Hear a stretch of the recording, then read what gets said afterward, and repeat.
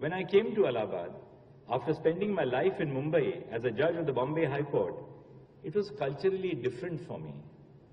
The proceedings in the Bombay High Court were conducted in English, though the record, especially in criminal cases, was in Marathi. And I found that before the Allahabad High Court, local lawyers would often start presenting their case in Hindi.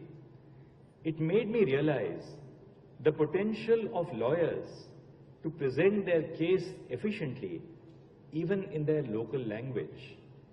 When you hear a criminal appeal, and you are dealing, say, with a case of murder or assault, unless you understand in Hindi the nature of the weapon and the manner in which it was yielded, how will you understand the evidence in the underlying record? English cannot translate.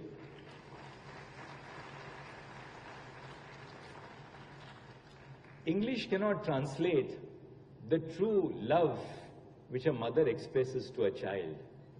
At the other end of the spectrum, English cannot translate a crime committed in a fit of passion between two agriculturists who are neighbors.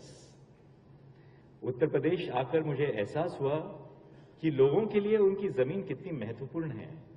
मैंने देखा कि कानूनी भाषा में ताल या तलैया का क्या मतलब और महत्व है। इसलिए एक वकील को किसी भी कठिन से कठिन कानूनी सिद्धांत को सरल भाषा में आम जनता को समझाना आना चाहिए। इसके लिए हमें शायद कानूनी शिक्षा के तरीकों पर पुनर्विचार करना होगा। इसमें हम तकनीक का भी सहारा ले सकते हैं और विश्वविद्यालयों में आपसी समन्वय की अपेक्षा भी कर सकते हैं। कई विश्वविद्यालय मिलकर कानून के विषयों में से संबंधित टीचिंग मॉड्यूल्स सरल भाषा एवं क्षेत्रीय भाषा में तैयार कर सकते हैं।